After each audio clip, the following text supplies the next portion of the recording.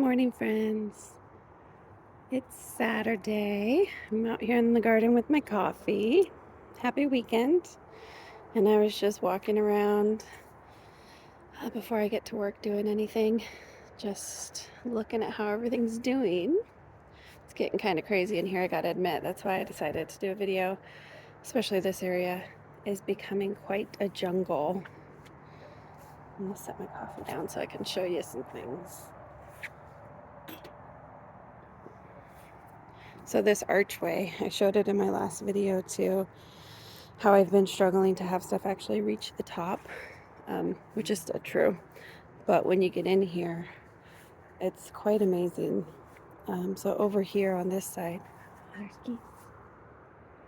Oh, here they come. Oh.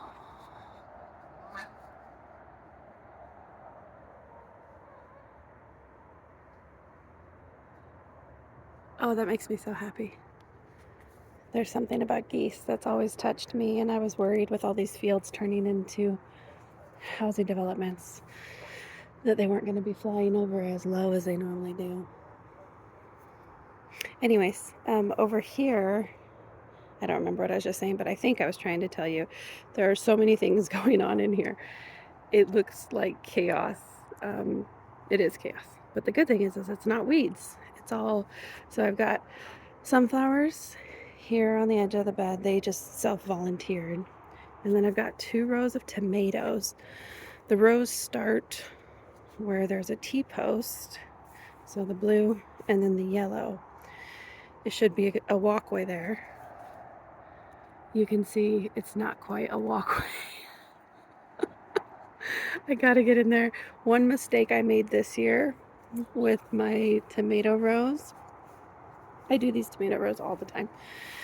But this year, since I was connecting to the archway, I thought only 1 and 2 T-posts at the end was going to be enough. I normally do 3. I did not do 3. And what we can see over here, so on this row we have a purple and a yellow. I should have done 1 in the middle, but I was trying to save money and I thought it would be fine. This whole fence is bowing. See that? I've been so happy with how my tomatoes have been doing, but unfortunately they've been doing too well. Last year my tomatoes didn't even reach the top of the fence. I was battling some diseases, so that's why this year I was like, it should be fine. I don't need the T-post, because I used the T-posts normally that I use for the tomato plant rows. I used for my new archway over there, and that's a permanent structure, so I would have had to go buy new T-posts, and I thought I could just not do that. But anyways, so this is the other side. This is how a row is supposed to look, so that I can walk through there and harvest the tomatoes. But on the other side, the plants are just being way more vigorous. I'll show you the other view of the path. And it's funny because in the spring when you set up these paths, you think, oh, I'm giving myself way too much space. Look at this. Oh, big bumble right above my head. So I tried to walk through these sunflowers. I need to come in here and do some trellising. So you see how the tomato plants are flopping? I come in gently, lift this up and tie it to the fence, and that'll really help with the walkway. But oh, I'm scaring all sorts of stuff out of here. A bird just flew away. But this walkway is pretty crazy. Really can't walk through there. So today's the day to come in here and do some trellising. But look at that tomato.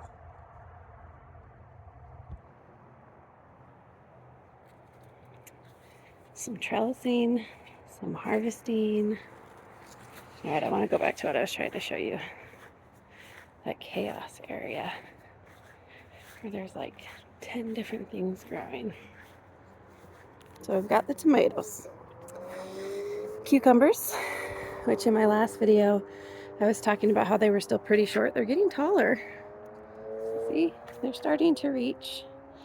This is cucumber, this is cucumber. Maybe if I go opposite of the sun. Not really, it blends in with all the green. But when you look close, we've got cucumbers coming all over. I'm gonna have cucumbers coming out of my ears pretty soon. And what's happening, what made me laugh, is if you look closely in there, you can see there are cucumber arms going into the tomato rows. So I came over here earlier and I was like, wow, that's a big tomato flower. Never seen a tomato flower that big. And then I realized it's a cucumber flower. About 3 feet into that row, there's a cucumber flower. So the cucumber plants have sent arms that way and they're just trellising their way in. So I got to get in there today. Maybe once I bring those arms out and bring them up, it'll make this archway look better. And then we've got the tomatoes that are supposed to be growing in there are looking good. That one's starting to change color. I'm excited for these ones. They're called mushroom basket. Such a pretty shape. And we've got some flowers. I always tuck in just pretty flowers for the bees and for my bouquets. Those ones I can't use for bouquets. They're too small, but like this one. This is a dahlia. I started from seed.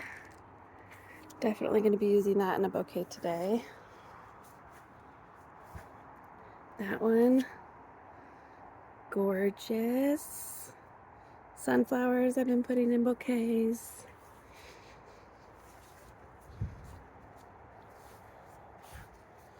I'll show you some more of the dahlias. This might turn into a long video for those interested. Look at these dahlias. So this whole row is dahlias I've started from seed, which I'm starting to lean into more. My tuber dahlias didn't do very well this year. The tuber dahlias tend to be more like ball shaped. These are called open face. So they have the open center with the pollen. The bees like these way more than they like the other dahlias that you just get from the store.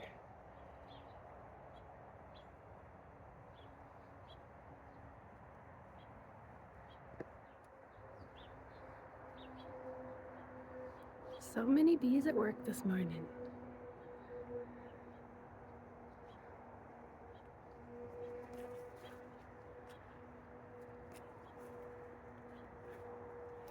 And then my zinnias are doing amazing. This is it's kind of a random bed. I showed it in the last video too. But it was intended to be a lot of pumpkins.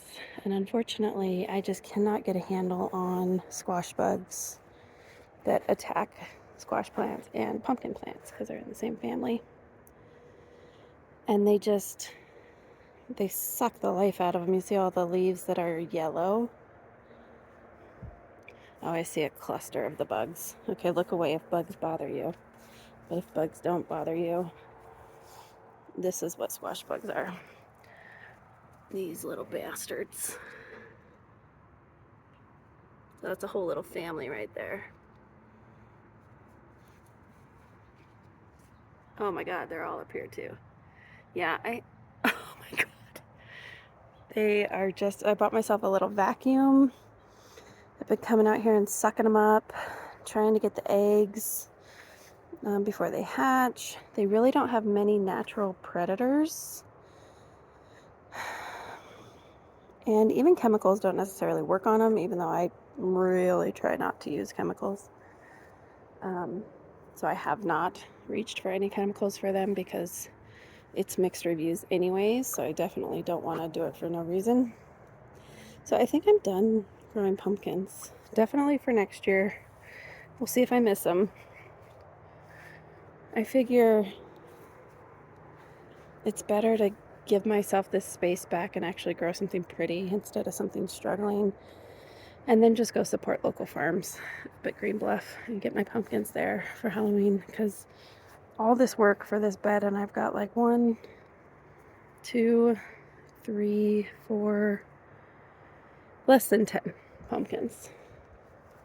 I used to get dozens, and I could give them away to people, fill up my front porch. But I'm starting to think it's not worth it. So yeah, that was the intention, was this whole bed to be full of pumpkins. Normally my pumpkin beds are just like solid with their big green leaves. These leaves here, they're beautiful when your plant is healthy and they just take over an area, but it's not happening this year because they're really struggling. This other archway over here, oh, zinnias, that's what I was going to show you. Artichoke plants, I've been eating on them, but they're growing fast on me, so I might let some bloom. The blooms are really pretty. And look at these zinnias. I don't know if I'll even post this video. It's really long.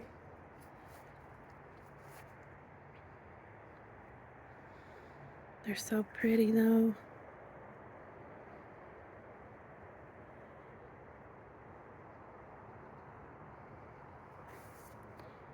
I think next year, so zinnias are super easy. These are just stick the seeds in the ground at the right time, keep them watered, and that's what you get. And that was like 1 pack of seeds. So I think next year I'm gonna do like a whole bunch of zinnias, especially if I don't do pumpkins. I normally have to devote such a huge space to pumpkins, but I'm gonna take a break from that and lean into zinnias and other things that are beautiful. This is amaranth, this red spiky thing. That one needs a little help. It's falling into my strawberries. I'll get him a post. That one too is falling.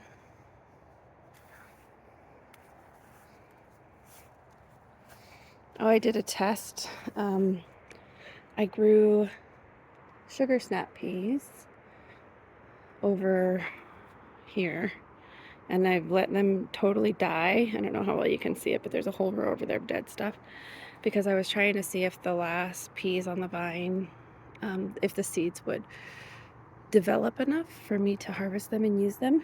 And I harvested one about a week ago, and I just popped it in this little soil tray I had sitting here to see if it'd grow, and it grows. It grew.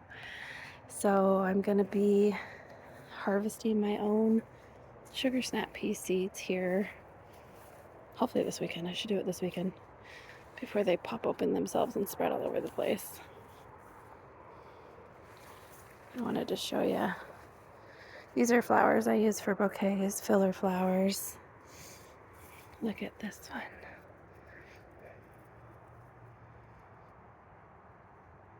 Isn't that gorgeous? The contrast of the dark and the white. Oh my gosh. And this one is such hot pink. I've had a hard time finding a bouquet to use it in. It's such a different shade.